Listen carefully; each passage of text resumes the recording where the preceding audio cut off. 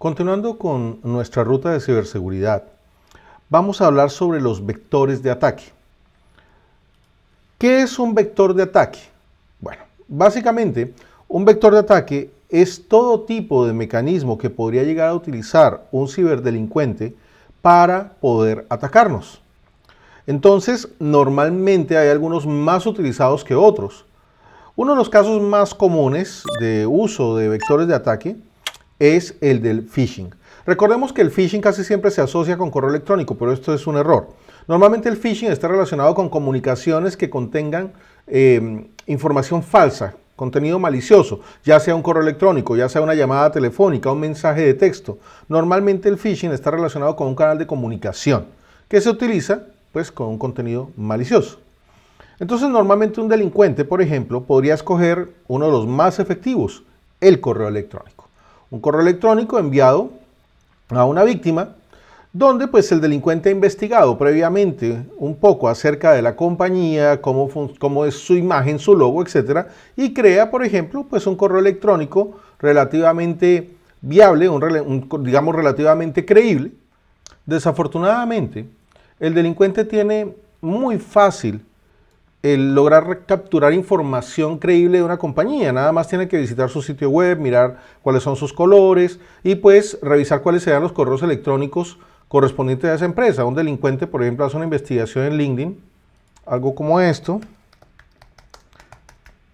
Por ejemplo, si estamos hablando de Viva Air, la compañía aérea que ha tenido problemas, y miren, nada más, con una búsqueda como esta, encontraríamos personas de Viva Air y desafortunadamente para el delincuente sería muy fácil entender, por ejemplo, cómo son los correos electrónicos. Incluso hay herramientas automatizadas que permiten ver esto. Entonces, vemos aquí que tienen 104 empleados. Si vamos aquí bueno, ese es Viva Colombia, pero bueno, no importa. El punto es que es similar. Entonces, bueno, mira, esta sería Viva.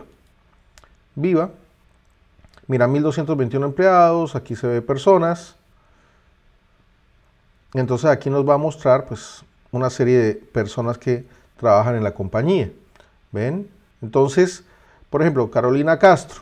Entonces, si quisiéramos entender cómo son los correos electrónicos de esta empresa, pues hay herramientas que nos permiten ver eso, como por ejemplo esta que nos muestra de una vez que el correo electrónico, los correos electrónicos son nombre.apellido, entonces son catalina.rendón, manuela.bedoya y así sucesivamente.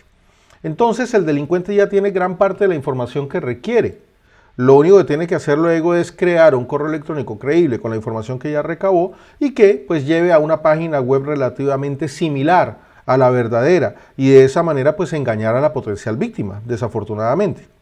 El delincuente puede aprovechar el correo electrónico para enviar, digamos, malware al interior, ya sea, por ejemplo, solamente digamos, conectado a un enlace o con un archivo que la persona descargue, ¿verdad? Y que la misma persona, por ejemplo, ejecute dentro de su máquina, que ocurre todo el tiempo, desafortunadamente.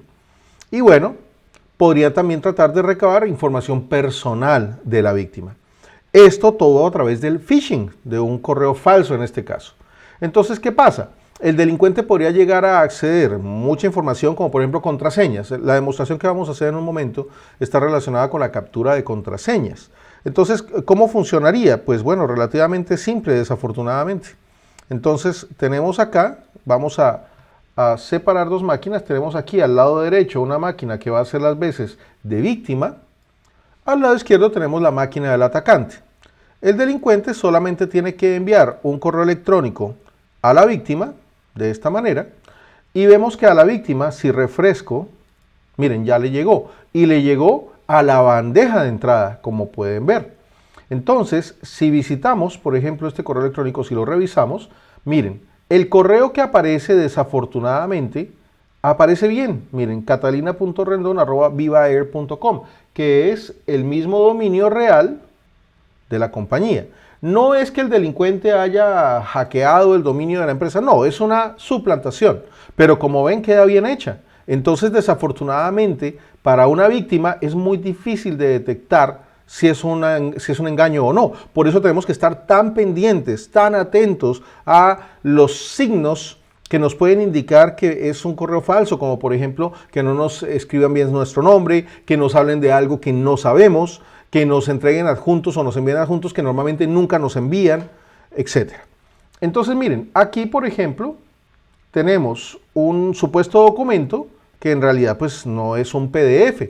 Miren lo que va a ocurrir. Yo aquí en la máquina atacante voy a abrir una página aquí y simplemente voy a visitar, solo con hacer clic en este enlace en la máquina víctima, que es lo que voy a hacer. Miren, veo una página similar a la página real, pero miren, ya lo importante es que tengo una conexión establecida aquí, en esa máquina. ¿Ven? En la máquina del atacante. Solamente con haber hecho clic en un enlace, así de riesgoso es. Miren que no descargamos un archivo, no aceptamos nada, más allá de hacer clic sobre un supuesto PDF. Si se dan cuenta, obviamente no era ningún PDF. Aquí vemos al posicionarnos, pues es un enlace, una URL. Pero para la víctima, pues era un PDF y le dio clic. Entonces, ¿qué pasa ahora? Bueno, muy sencillo. El atacante puede utilizar herramientas de ingeniería social, por ejemplo, para robar información de la víctima. ¿Como por ejemplo cuál? Bueno, esta herramienta, que bueno, tengo que cubrir un poco, pero pues bueno, permite que yo envíe, por ejemplo, una supuesta ventana de actualización de la sesión de Windows, por ejemplo. Entonces miren, a la víctima le va a aparecer, permítanme, yo disminuyo aquí, a la víctima le va a aparecer, miren, una pantalla pidiéndole el nombre de usuario y contraseña porque supuestamente la sesión se va a cerrar. Entonces miren, yo puedo colocar aquí, por ejemplo, david.pereira no sé, dominio.com y una contraseña como por ejemplo Colombia 2023, digamos más, le doy OK y miren, ya se capturó aquí. Podemos ver que se capturó david.pereira@dominio.com Colombia 2023 más.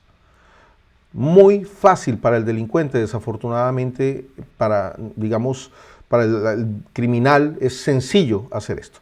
Entonces, pues bueno, es una de las maneras que tienen los criminales de utilizar el phishing para engañarnos.